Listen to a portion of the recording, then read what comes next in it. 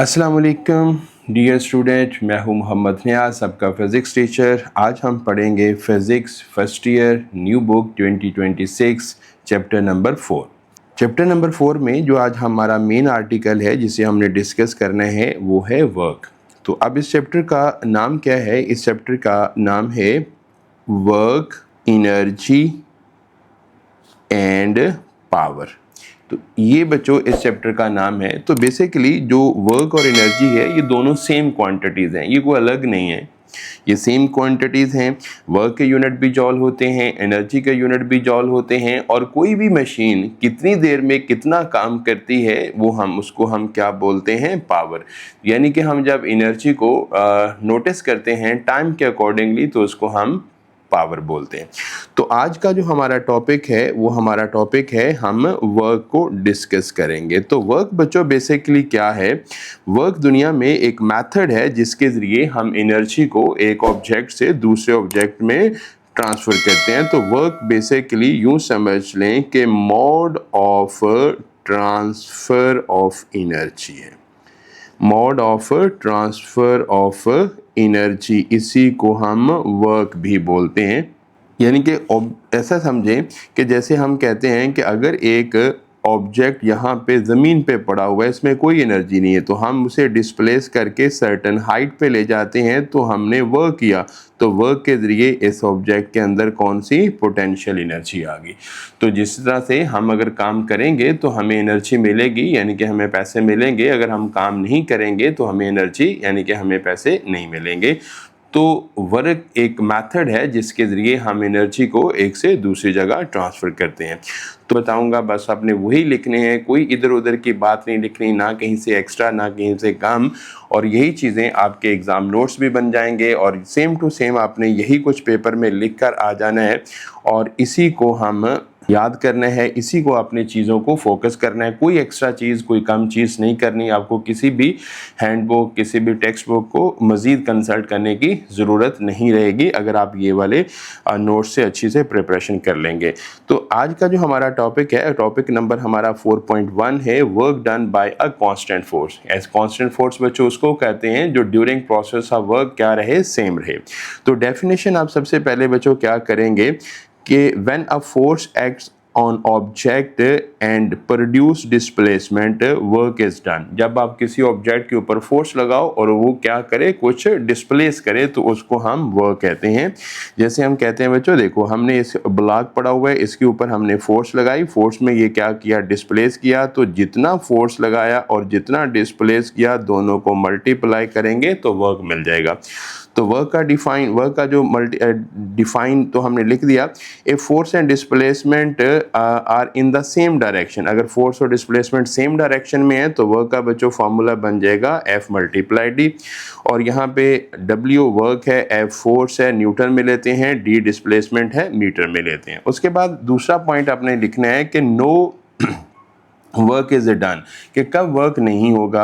If an object does not move the displacement is zero. यानी कि अगर आप एक दीवार के ऊपर फोर्स लगा रहे हो, फोर्स लगाने के बावजूद भी दीवार चल नहीं पा रही, तो इसका मतलब है कि आप तो फोर्स लगा रहे हो बट डिस्प्लेसमेंट क्या है, जीरो। डिस्प्लेसमेंट जीरो है क्योंकि उसका मतलब है कि वर्क जीरो है। Pushing a wall with a large force but a wall does not move, no work is done, no on the wall। कि अगर आपके पास फोर्स लगाने के बावजूद भी आप दीवार को डिस्प्लेस नहीं कर पाए तो इसका मतलब है कि कोई वर्क नहीं होगा। उसके बाद तीसरा पॉइंट लिखना है कि ये वाला जो पॉइंट था जब उस कंडीशन में जब फोर्स और डिस्प्लेसमेंट सेम डायरेक्शन में। तो अगर बाज़ का ज़रूरी नहीं है कि हर कंडीशन में हमारा फोर्स और डिस्प्लेसमेंट सेम डायरेक्शन में हो। तो लेट्स सपोज ये हमारे पास एक ब्लॉक पड़ा हुआ है और ये ब्लॉक के ऊपर अगर हम फोर्स लगा रहे हैं, फोर्स प्लेन में लग रही है, लेकिन ब्लॉक जो है वो तो डिस्प्लेस करेगा अलोंग एक्स एक्सिस। तो इस कंडीशन में हम फोर्स के दो कंपोनेंट बना लेते हैं। एक कंपोनेंट हम बन जाएगा एफ एक्स और दूसरा कंपोनेंट बन जाएगा एफ वाई। आपने नोटिस करना है, हमने फोर्स का वो कंपोनेंट लेना है जो डिस्प्लेसमेंट की डायरेक्शन में हो।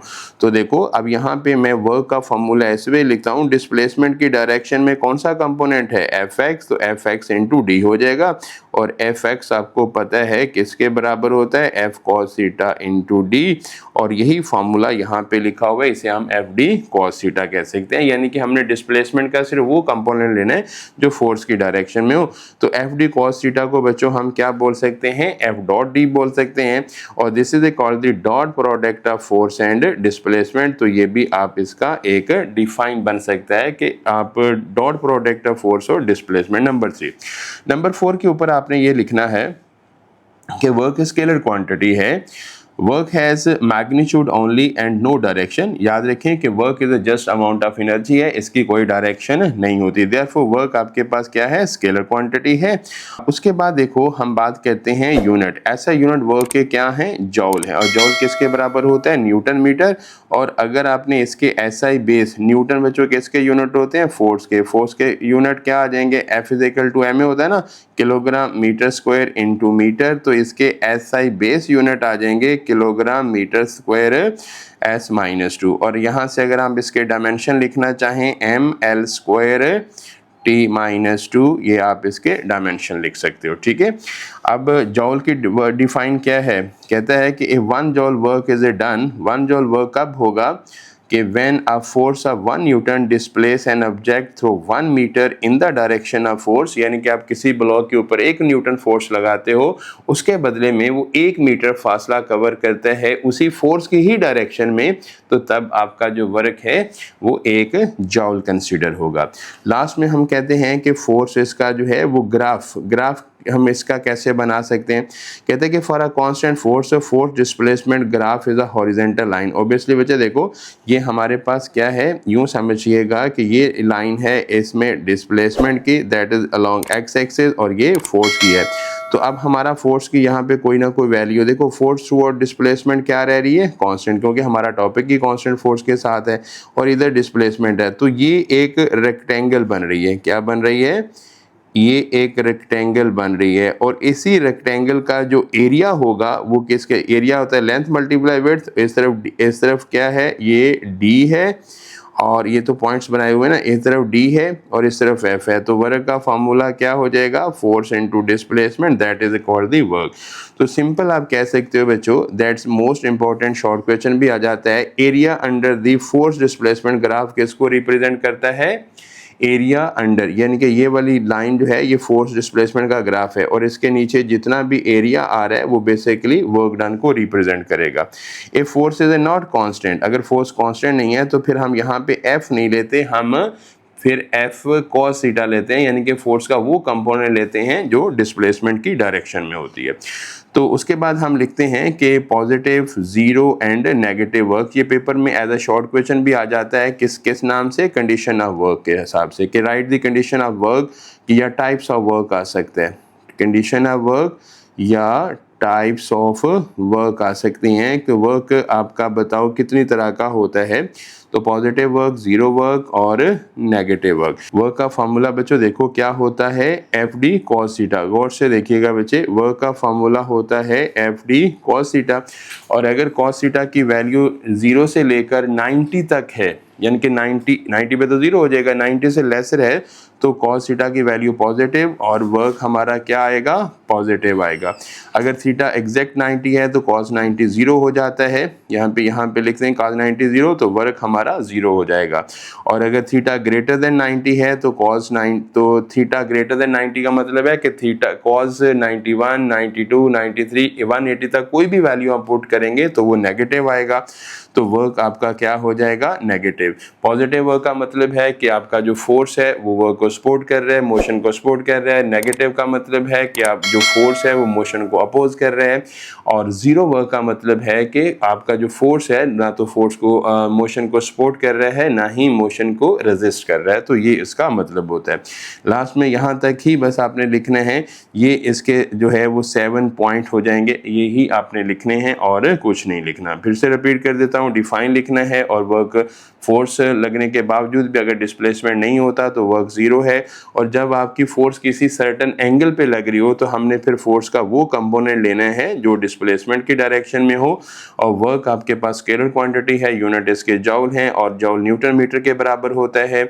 और इसके जो एसआई बेस यूनिट हैं वो ये हैं किलोग्राम मीटर स्क्वायर, और ये आपके पास जॉल का डिफाइन है। लास्ट में फोर्स और डिस्प्लेसमेंट का ग्राफ है, और कंडीशन ऑफ वर्क या टाइप्स ऑफ वर्क के नाम से आ सकता है। For the examination do smart work get excellent marks. तो आपने ये स्मार्ट वर्क करना है कि वर्क क्या है, स्केलर क्वांटिटी है, ठीक है। वर्क का फार्मूला एफ डी, वर्क का फार्मूला फोर्स इनटू डिस्प्लेसमेंट। फिर से गौर से देखो, ये फार्मूला कब लगेगा, जब फोर्स और डिस्प्लेसमेंट सेम डायरेक्शन में हो, और जब सेम डायरेक्शन में ना हो तो फिर एफ डी कॉस थीटा लगेगा। ऐसा यूनिट इसके क्या हैं आपके, इसके जॉल हैं, और इसके बाद 1 जॉल न्यूटन मीटर, और एरिया, ये दैट्स मोस्ट इम्पॉर्टेंट एमसीक्यू कि एरिया अंडर द फोर्स और डिस्प्लेसमेंट ग्राफ किस चीज़ को रिप्रेजेंट करता है, वो वर्क को रिप्रेजेंट करेगा। और डिस्प्लेसमेंट अगर जीरो है तो वर्क डन भी क्या आएगा, यानी कि अगर डिस्प्लेसमेंट जीरो है तो वर्क डन भी जीरो होता है। तो ये मुख्तसर सा जो है वो क्वेश्चन है। आपने यही सेम टू सेम आपने इसके 6 और 7 पॉइंट्स बना लेने हैं, और इन्हीं पॉइंट्स को अपने फाइनल जो है वो पेपर में आपने कॉपी पे नोट्स बनाएं, सेम टू सेम यही लिखें, और कहीं आपको बुक से या किसी भी हेल्पिंग मटेरियल से इसको लिखने की ज़रूरत नहीं है। तो जस्ट आप do smart work get excellent marks, ठीक है। तो ये आपका टोटल वर्क का आर्टिकल है, ठीक है। ओके, अल्लाह हाफिज़, थैंक यू वेरी मच।